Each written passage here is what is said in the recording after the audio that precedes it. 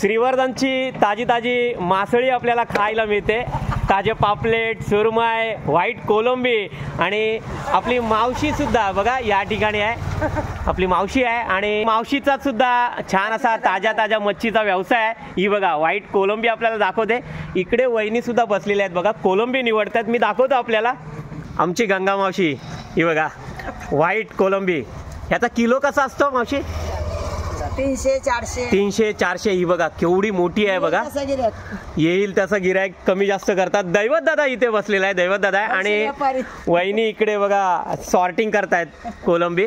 काय करतायत कोलंबीचं? सॉर्टिंग करतायत इकडे. हे बघा छोटी मोठी काढतायत आणि छान. मावशीचा ताजा ताजा मच्छीचा हा व्यवसाय आहे. मावशी आज पापलेट नाही दिसत आहेत.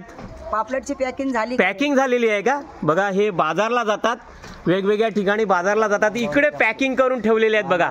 सुरमई, पापलेट आणि आता कोलंबीची सुद्धा पॅकिंग करणार आहेत.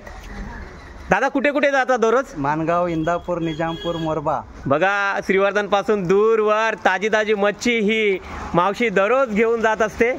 अशी आमची ही गंगा मावशी.